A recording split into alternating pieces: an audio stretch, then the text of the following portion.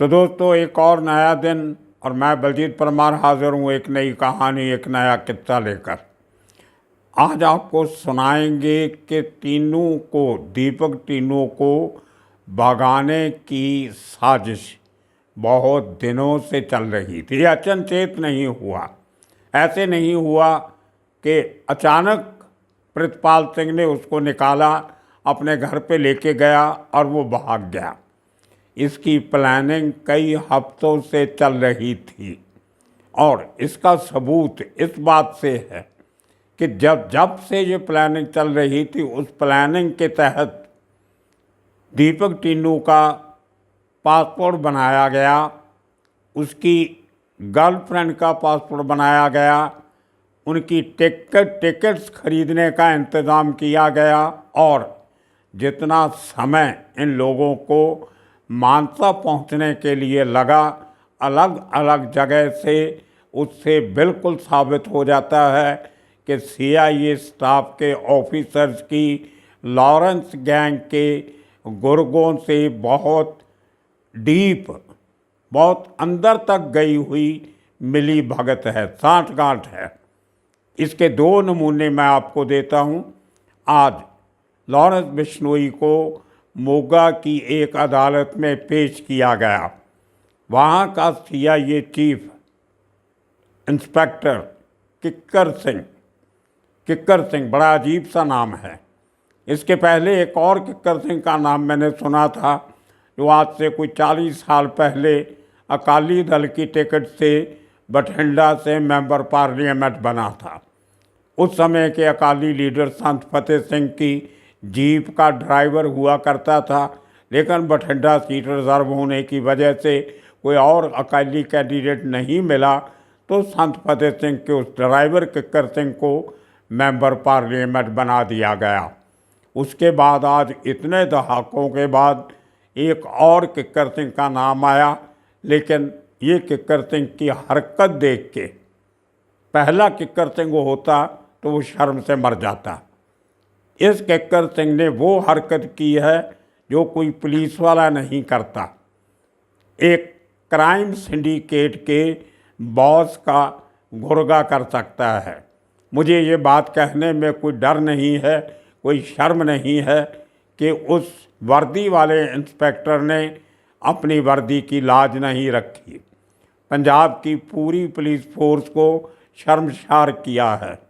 उस शख्स ने अदालत के परिसर के अंदर, अदालत की प्रीमाइसेस के अंदर हंसते हुए बड़ी शान से एक फ़ैन सिद्ध करते हुए कि मैं लॉरेंस बिश्नोई का बहुत बड़ा फ़ैन हूँ, उसके साथ हंस के बातें करते हुए और लॉरेंस बिश्नोई की पीठ ठपठपाते हुए कैमरे में कैद किया गया। बहुत शर्म की बात है और इस बात का नोटिस पूरे पंजाब ने लिया है। कहाँ तक चलेंगे CIA स्टाफ की गैंगस्टर के साथ रिश्ते, इससे बड़ी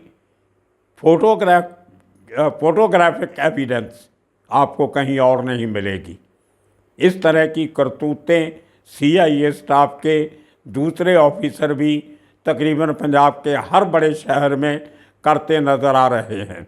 वो CIA स्टाफ जिसका काम है गैंगस्टर्स को पकड़ना, उनको ख़त्म करना, उनकी गतिविधियों को ख़त्म करना, लेकिन यहाँ ये लोग गैंगस्टर्स की पीठ थपथपा रहे हैं कि बेटा जिंदा रहो, बहुत अच्छा काम कर रहे हो, हमारी शुभेच्छाएँ दुआएं आपके साथ हैं। अगर ये बात नहीं होती तो पीठ क्यों थपथपाई जाती? और अगर आप वो साइनर्जी देखें, उन दोनों की आंखों का मिलन देखें, एक दूसरे की तरफ देखें, मुस्कुराने का अंदाज देखें, तो आपको लगेगा कि कहीं वो मेले में बिछड़े हुए दो भाई थे जो बहुत सालों के बाद आज कोर्ट की प्रीमाइसेस में मिल गए। एक गैंगस्टर बन गया, दूसरा पुलिस वाला बन गया। और शर्म की बात है। इसी तरह ये वही मोगा का CIA स्टाफ है जिसका किस्सा मैंने आपको 1 महीना पहले सुनाया था कि कैसे संगरूर के एक शख्स को एक अर्शदीप नाम के किसी अर्श डल्ला नाम के एक गैंगस्टर ने, एक टेररिस्ट ने धमकी दी थी।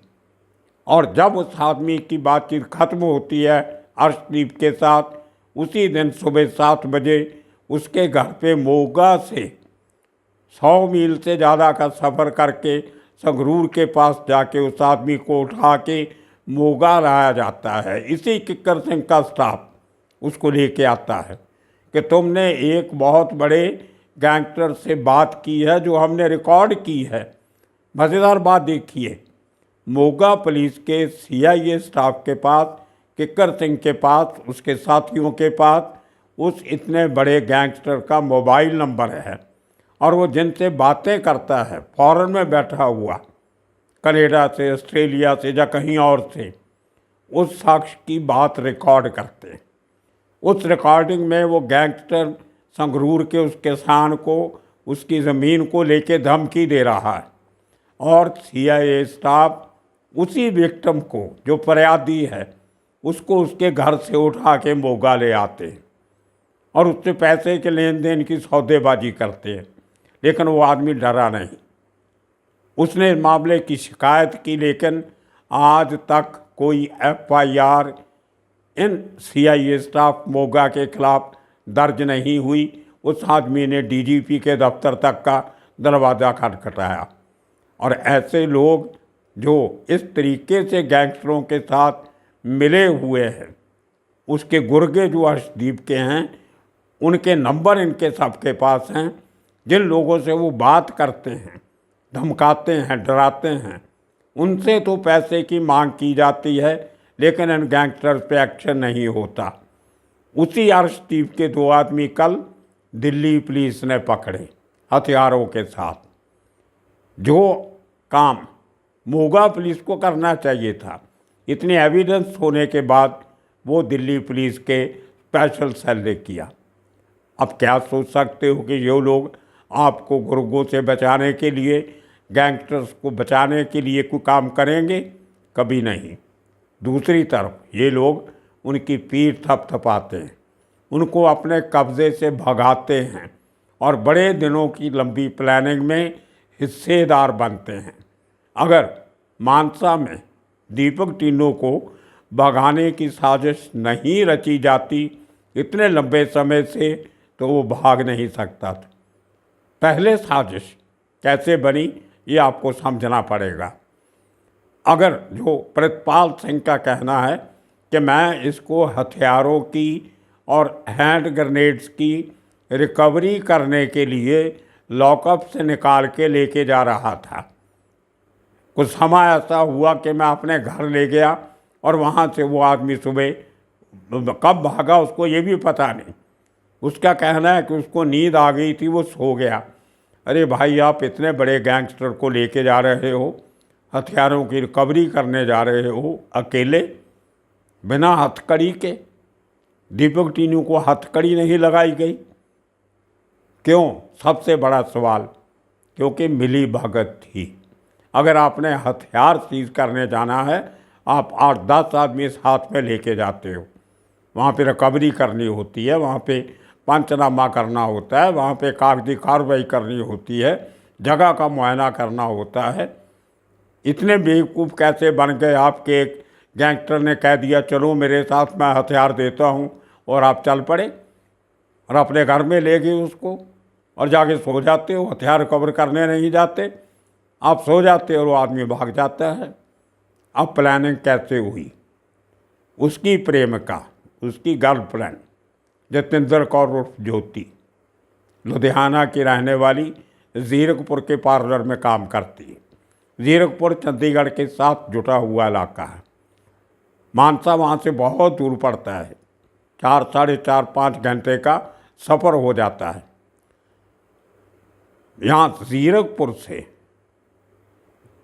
दीपक टिन्नू के गुर्गे, लॉरेंस बिश्नोई के आदमी एक स्कोडा गाड़ी में उसको लुधियाना लेके जाते हैं।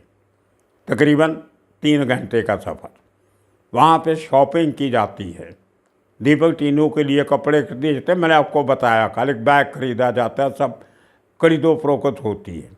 वहाँ से वो निकल के बरनाला जाते हैं और 2 घंटे का सफ़र, बरनाला से मानसा जाते हैं और 1-1.5 घंटे का सफ़र। तो इतना लंबा सफ़र अगर पहले से तैयारी नहीं थी कि इतने बजे तक वो आदमी मेरे घर में होगा, वहाँ पे आ जाना, इसका मतलब कम से कम 10 घंटे पहले उनको खबर दी गई होगी। लेकिन ये सब कुछ करने की तैयारी कुछ घंटों में नहीं हो सकती। लुधियाना के लोगों को चुना जाना, वो जिम का मालिक, उसका असिस्टेंट, लड़की, गाड़ी का बंदोबस्त करने में कम से कम 2-3 दिन पहले से प्लानिंग हो रही होगी। और वो प्लानिंग प्रितपाल सिंह की नॉलेज के खिलाफ नहीं हो सकती, उसकी मदद इंश्योर करने के बिना नहीं हो सकती। और वही प्रितपाल सिंह जो दीपक टीनू को गोविंदवाल की जो जेल है तरन तारण के पास अमृतसर ज़िले में, वहाँ पे वो टेलीफोन, उसको मोबाइल फ़ोन मुहैया करवाता है। किसके थ्रू? उस जेल के डिप्टी सुपरिटेंडेंट के थ्रू। आज उस जेल के डिप्टी सुपरिटेंडेंट बलबीर सिंह के खिलाफ मुकदमा दायर किया गया है, लेकिन अभी तक अरेस्ट करने की खबर नहीं आई, खाली FIR की गई है। देखिए, इतने बड़े कारनामे ये लोग करते हैं। पुलिस वाले, जेल का स्टाफ, FIR करके अभी इंक्वायरी होगी। अगर आपके पास सबूत हैं तो उसको FIR करनी है, की है तो सबूत होगा। उसके बाद उस शख्स को सस्पेंड क्यों नहीं किया गया? उसको अरेस्ट इमीडिएटली क्यों नहीं किया गया? वो यूनिफॉर्म्ड ऑफिसर है, कहीं भाग नहीं सकता, क्यों नहीं पकड़ा उसको अभी तक? और मोगा के उस इंस्पेक्टर के ऊपर अभी तक एक्शन क्यों नहीं हुआ? ये सब सवालों के जवाब उच्च पुलिस अधिकारियों को, सीनियर ऑफिसर्स को देने होंगे। भगवंत सिंह मान सरकार को देने होंगे और CM को खुद देने होंगे, क्योंकि होम डिपार्टमेंट भी CM के पास है, भगवंत मान के पास है। अब बैक टू मानसा।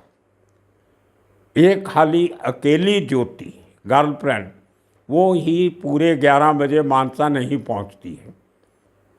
दीपक टीनू के 2 सगे भाई, जिनका नाम मैंने कल आपको बताया, उनको, दोनों भाई, एक बिट्टू और दूसरा चिराग, ये लोग हरियाणा के किसी शहर से लंबा सफ़र करके 2 गाड़ियां लेके 6 आदमी और साथ में लेके उसी जगह पहुंचते हैं मानसा में, जहाँ पे 2 शख्स पहले मौजूद थे, टीनू और उसकी गर्लफ्रेंड। 8 लोग ये आ जाते हैं, 10 आदमी, 3 गाड़ियाँ, फिर भी किसी को कानो कान खबर नहीं होती। प्रितपाल सिंह के किसी जूनियर सीनियर को शक नहीं होता कि ये क्या माजरा चल रहा है, क्या पार्टी चल रही है। अगर टीनू के भाइयों को ये पता नहीं होता कि इस शख्स ने आज 11 बजे का टाइम भागने का फिक्स किया है, तो वो लोग हरियाणा से इतना लंबा सफ़र करके कैसे पहुंच जाते वहाँ? तो लगता ऐसे ही है ऐसा कि प्रितपाल सिंह ने लॉरेंस बिश्नोई के साथ मिलके किसी भी लालच में, पैसे के लालच में, और देखो, जब आदमी कैलकुलेट करता है कि मेरे सर्विस के 3 साल बाकी हैं, 4 साल बाकी हैं, उसमें मेरी 50,000 सैलरी, 60,000 सैलरी 1 महीने की, साल का 8 लाख रुपया, 2-4 साल का 32 लाख रुपया, और मुझे यहाँ से 1 करोड़ 2 करोड़ मिल रहा है, तो मैंने नौकरी से क्या लेना? तो कुछ ना कुछ लालच जरूर होता है। बिना लालच के आदमी इतना बड़ा रिस्क नहीं लेता, और इतना बड़ा रिस्क अकेला नहीं ले सकता, उसके और भी साथीदार होंगे, जिनकी SIT बनाई गई। एक SIT already Sidhu Moosewala case में चल रही थी, एक दूसरी SIT बनाई गई ये देखने के लिए कि टीनू कैसे भागा या कैसे भगाया गया। उसकी अभी तक कोई रिपोर्ट या कोई प्रिलिमिनरी इन्वेस्टिगेशन की या कोई स्टेटस रिपोर्ट अभी तक सामने नहीं आई। गिरफ्तारियां हुई हैं 2-3, लेकिन बहुत सारी गिरफ्तारियां होनी बाकी हैं। वो 6 लोग, 8 लोग, 2 भाई और 6 और, उनका पकड़े जाना बाकी है। इसी तरह जो लोग उनको राजस्थान से आगे मुंबई तक लेके गए, उनको पकड़ना बाकी है। कितने लोग पकड़ोगे, कब पकड़ोगे? ये इतनी बड़ी जिम्मेदारी जो प्रितपाल को दी गई थी, उसने उसके साथ धोखा किया, ईमानदारी नहीं दिखाई, वर्दी को दाग लगवाया। और मज़ेदार बात यह है कि उस आदमी को 2 बार या 3 बार कोर्ट में पेश किया गया, उसको भी हथकड़ी नहीं लगवाई गई। क्या वो एक्यूज़ नहीं है? अब तो पुलिस का ऑफिसर भी नहीं है, नौकरी से डिसमिस कर दिया गया है। आप अभी भी उसको वीआईपी ट्रीटमेंट दे रहे हो, हथकड़ी नहीं लगा रहे हो। तो ये मिली भक्त नहीं तो और क्या है। आज हमारे साथ स्टूडियो में एक ख़ास मेहमान थे, पंजाब के बहुत सीनियर पॉलिटिशियन, बड़ी साफ सुथरी छवि है उनकी, लीडर ऑफ द ऑपोजिशन है पंजाब असेंबली में, प्रताप सिंह बाजवा। उन्होंने कुछ और खुलासे किए हैं, जिनमें सबसे बड़ा खुलासा ये है कि इस आदमी प्रितपाल सिंह को आउट ऑफ टर्न प्रमोशन कैसे मिली, कैसे इसके ऊपर एक्सटॉर्शन के केस पहले से दर्ज हुए थे, हाई कोर्ट की टिप्पणियां इसके खिलाफ हैं। 2.5 लाख रुपया किसी से लिया, वो वापस देने का वादा हाई कोर्ट में कैसे हुआ, क्या पूरा केस था, सुनिए। जो उस शख्स से जो पंजाब की राजनीति को, पंजाब के एडमिनिस्ट्रेशन को बहुत अच्छी तरह जानता है, बहुत सुलझा हुआ ईमानदार पॉलिटिशियन है प्रताप सिंह बाजवा। उनका प्रितपाल सिंह के बारे में क्या कहना है सुनिए, और इसके साथ ही ये आज का जो हमारा एपिसोड है उसके नए खुलासे बाजवा जी करेंगे। मैं इनसे बात कर रहा था पंजाबी की चैनल पे हमारी, तो उन्होंने बहुत इंटरेस्टिंग एक डॉक्यूमेंट इनके पास है। मेरे पास भी इतनी खबर नहीं थी, ये पता नहीं कहाँ से इतना बड़ा मसाला ढूंढ के लेके आए, मैं खुद हैरान रह गया। वो मसाला है प्रितपाल सिंह, जो इंचार्ज था मानसा की CIA का, जिसने तीनों को भगाया। लोग कहते हैं तीनों पुलिस कस्टडी से भाग गया, मैं कहता हूँ भागा नहीं, उसको CIA स्टाफ ने भगाया। मानसा से नहीं, देश से भी भगा दिया और साउथ अफ्रीका पहुँचा दिया। उसके कुछ पुराने कारनामे, जहाँ पहले था उसके ऊपर क्या करप्शन के चार्जेस लगे, एक्सटॉर्शन के केस बने, कैसे उसको प्रमोशन मिली, उसकी काफ़ी सारी पड़ताल बाजवा जी के पास है। तो मैं इनसे रिक्वेस्ट करूंगा कि हमारे हिंदी के दर्शकों को, जो Baljit Parmar for you channel के जो हमारे सब्सक्राइबर हैं, देखने वाले हैं, उनको ज़रा उसकी हिंदी में उसकी जानकारी हमें दीजिए, ताकि लोगों को पता चले प्रितपाल सिंह की असली बैकग्राउंड क्या है। परमार साहब, ऐसा है कि जब ये बहुत बड़ा गैंगस्टर मानसा के CIA स्टाफ से भगाया गया, तो उसके बाद क्योंकि मैं लीडर ऑफ द ऑपोजिशन हूँ, तो हमें इंफॉर्मेशन होनी बहुत ज़रूरी है कि ये हुआ कैसे काम। तो मुझे फिर बताया गया कि देखिए, हैरानी वाली बात, सबसे पहले आपको जो मैं बताना चाहता हूँ कि ये प्रितपाल सिंह जो इंस्पेक्टर लगा हुआ था CIA मानसा में, इसके पास असल रैंक हवलदार है, हेड कांस्टेबल।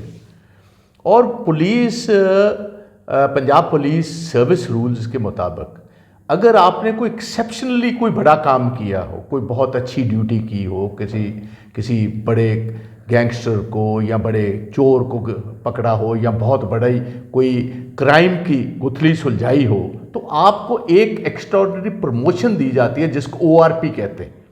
वो एक दफ़ा ज़िंदगी में मिल सकता है। मतलब पूरा फॉर्म क्या होता है? One time promotion. यही basically it is ORP means one rank promotion है, that can be given just once in a life span.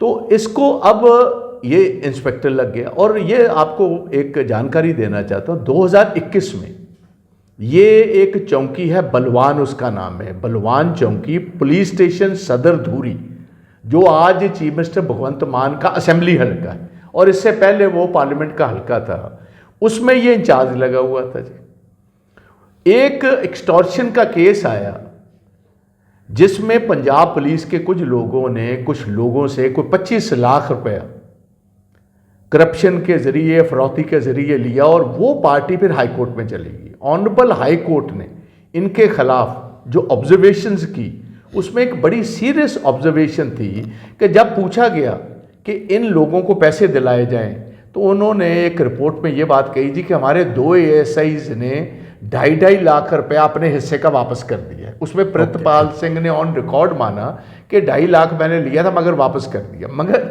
देखिए पवार साहब, सबसे बड़ी बात, कानून पुलिस का कहता है कि जब एक्सटॉर्शन का केस हो, फरौती का केस हो या करप्शन का केस हो, इमीडिएटली पहला काम है पुलिस का FIR लॉज हो उसके खिलाफ अफसर के। नंबर 2, उसकी अरेस्ट की जाए। नंबर 3, कि उसको सस्पेंड किया जाए, सो दैट जो इन्वेस्टिगेशन है या जो केस है उसमें जो भी विटनेसेस हैं उनको प्रभावित ना कर सके वो ऑफिसर जो है। तो ये तीनों काम इस केस में नहीं हुए। अब देखिए, इतनी सेंसिटिव पोजीशन में आपने लगाया, मानसा में जहां सिद्धू मूसेवाला का कत्ल हुआ है, और गवर्नमेंट और स्पेशल सेल जो है पंजाब दिल्ली का, उसने बहुत एफर्ट्स के बाद ये जो गैंगस्टर इधर से भागा, ये पहले हरियाणा से भागा था 2017 में, और स्पेशल उनकी एडवाइजरी थी कि ये आदमी आप पंजाब में लेकर जा रहे हो, ये फिर आपसे भागेगा, इसका स्पेशल आपने ध्यान करना है। और आप देखिए कि ये फिर जाता है, इसको अकेला इंस्पेक्टर अपने घर लेकर जाता है, और घर कहाँ है? पुलिस लाइंस में। और वहाँ जब रिकवरी होती है उसके भागने के बाद, वहाँ से वेपन्स मिलते हैं। पैसा नहीं मिला, पैसा भी ज़रूर होगा, मगर जैसे पुलिस के काम होते हैं खुर्द-बुर्द हो गया। कोई वहाँ कैमरा नहीं। इतनी इंपॉर्टेंट जगह जो पुलिस की अपनी जगह है, जहाँ senior most police officers SSP के रैंक तक के रहते हैं, वहाँ ना एंट्रेंस पर, ना जाने पर, ना आने पर कोई कैमरा ना हो। लोगों को आप कहते हो कि हर बाज़ार में, हर दुकान में, हर घर में आप कैमरा लगाओ, क्योंकि पुलिस को इससे मदद मिलेगी, अगर कोई क्राइम होगा हम डिटेक्ट कर सकते हैं। आप अपने पुलिस की जो आपकी लाइंस हैं वहाँ कोई कैमरा नहीं लगा हुआ। उसका मतलब है ऑलरेडी ही वहाँ कैमरा क्यों नहीं लगाया कि उनको पता था अगर कैमरा होगा तो जो हम को 2 नंबर का काम करते हैं, जो गलत लोग आपको मिलने जाते हैं, वो सभी का ट्रैक रह जाएगा, उसका रिकॉर्ड रह जाएगा, बिल्कुल उसको ट्रैक करना आसान हो जाएगा। तो ये सारी बातें अब आ रही हैं। और देखिए, तकरीबन 50 से 60 लोग CIA में, एक और आदमी, कोई सिंगल सेकंड आदमी पर आपने केस दर्ज किया? कोई सीनियर ऑफिसर्स जिन्होंने CIA में इनको इंचार्ज लगाया उसको इसमें हॉल अप किया? क्या जो आपका एंटी गैंगस्टर ये जो टास्क फोर्स बनी है उनके हेड से पूछा कि भैया जब आप किसी को इतनी सेंसिटिव पोजीशन में लगाते हैं उसकी बैकग्राउंड चेक नहीं आप करते थे?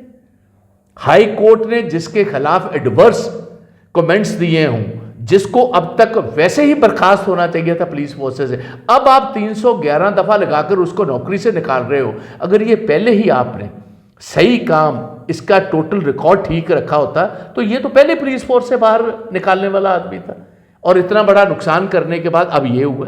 तो इसके लिए मैं डायरेक्टली परमार साहब, पंजाब का मुख्यमंत्री जो होम मिनिस्टर भी है, उसको डायरेक्टली रिस्पॉन्सिबल कहूँगा, क्योंकि वो इसी ही खित्ते से हैं। स्टैंड अप कॉमेडियन थे, ऐसे ही स्टेज आर्टिस्ट थे जैसे ये अपने सिद्धू मूसेवाले थे, एक ही फ्रेटर्निटी से हैं, एक ही एरिया से हैं, और इतना बड़ा आइकॉन के जाने के बाद आपने कोई एक्शन नहीं लिया। और असेंबली में आप कह रहे हो जब ये गैंगस्टर भागा, उसके अगले दिन जब हमने सवाल किए, इन्होंने कह दिया जी हमने लुकआउट नोटिस सारे हिंदुस्तान के एयरपोर्ट्स को भेज दिए, नेपाल के बॉर्डर पर स्पेशल अपनी फोर्स लगा दी है, हमने SIT बिठा दी है, चंद दिनों में आप देखेंगे हमने फिर उसको गिरफ्तार कर सलाखों के पीछे होगा। और पता ये चल रहा है वो तो अफ्रीका पहुंच चुका है।